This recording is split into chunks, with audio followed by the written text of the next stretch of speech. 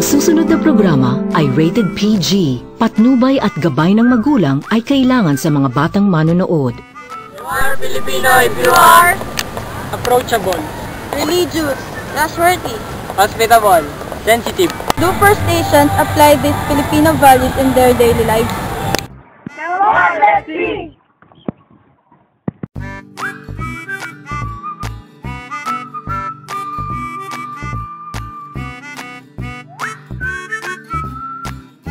Pagsusoli po ng mga gamit na mga napupulot namin. Tulad nung cellphone kanina, naka-encounter ako sa may Chess Plaza, then hinanap ko yung may-ari niya. Kasi binigay ko din sa may-ari niya si ano pala, Kim Kaliban ng grade 7 sa So isa kong alam isang alam na Filipino values ay ang pagiging makadiyos. So na-apply ko 'yan kasi every Sunday sumisimba ako, and every day na papasok ako sa work, syempre dasal muna yung inuuna ko. Ang Filipino values na alam ko ay sa yung pagiging approachable sa mga bata. Siyempre sa ganitong business kailangan magiging approachable ka sa mga bata. Dahil yung mga bata, ayaw nila siyempre sa mataray na magtitinda. Kailangan lagi mo silang, kaya nga may kasabihan ng customer always right.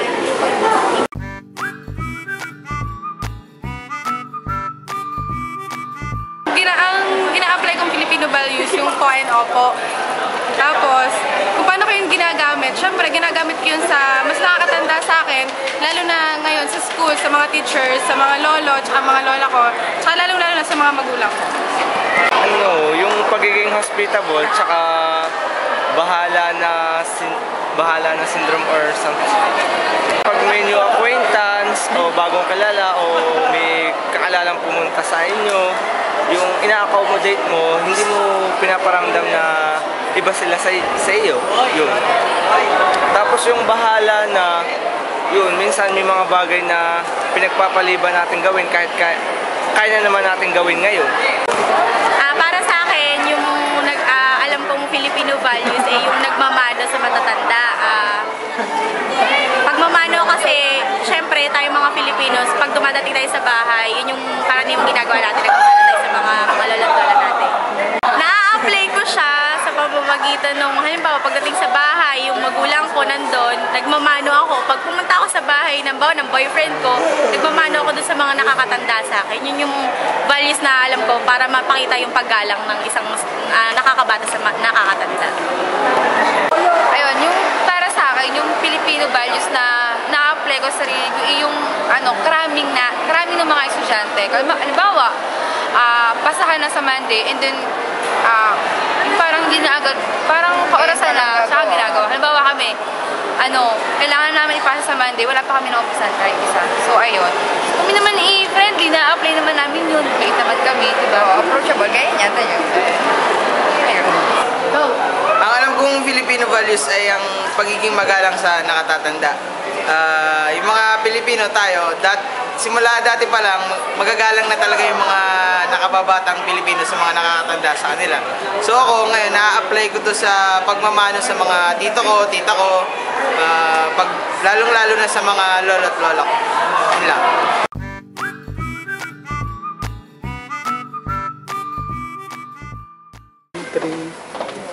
Okay, ang isa sa mga Filipino values na hanggang sa ngayon ay pinapractice ko pa rin ay ang pagiging relihiyoso. Okay, ang pagiging madasalin at ang pagsimba tuwing linggo at pagdadasal araw-araw. Filipino values, when you say Filipino values, yun yung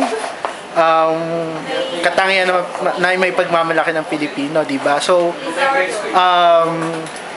kilala ang mga Pilipino sa pagiging hospitable. So, yun nga, bayanihan, paggalang sa mga nakakatanda. Yun. Na-apply. So, ngayon, bayanihan.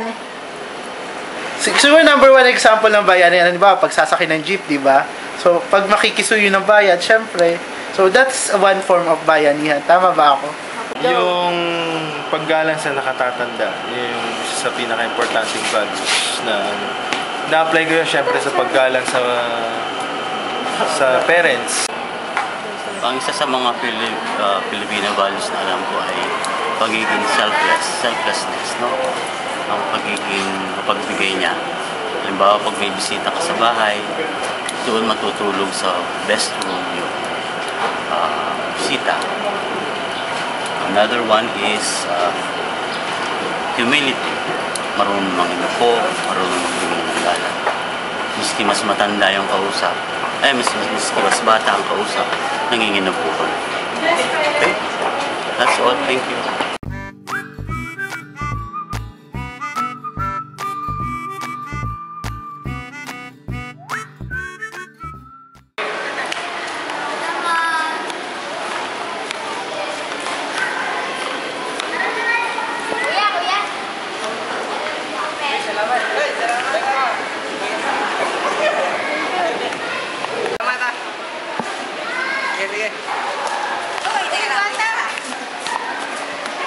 Bakit ba pinulot yung wallet?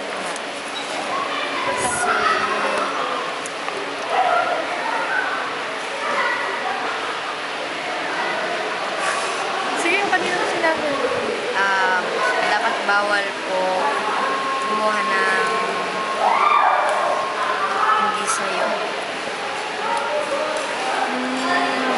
Yung bait mo naman. Ayun na tama dapat gawin.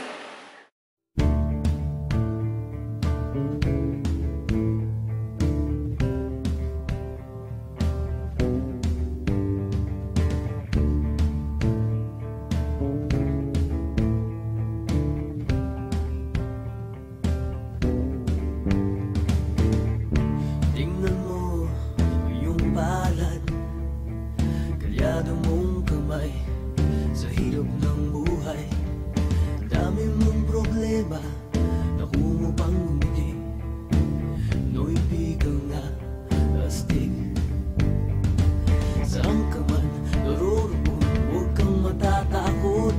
Sa baril o patalim, sa bakas na madilim.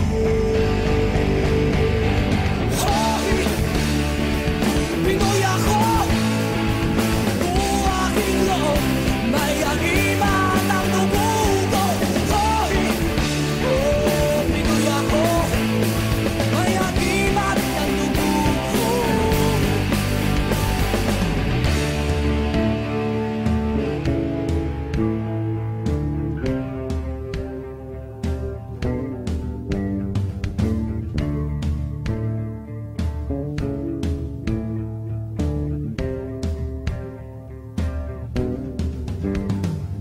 Sinisiko ang dagat, nalibot kong mundo. Nasa puso ko pala, hinahanap kong kulo. Ilang beses na akong muntikang mamatay. O alam ko ang sekreto, kaya't nandito ba't buhay. O sabi nila, may anting-anting ako, pero di nila alam na Diyos ang dahilan ko. Pinoy ako, buo aking loob, may agimat ang dugo ko. Pinoy ako, may agimat ang dugo ko.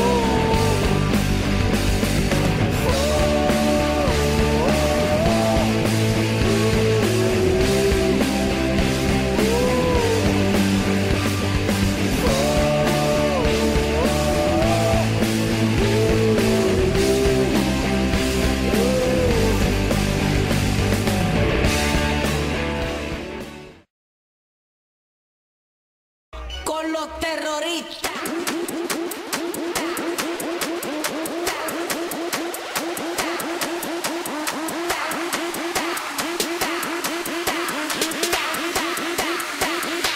Then do the Harlem Shake.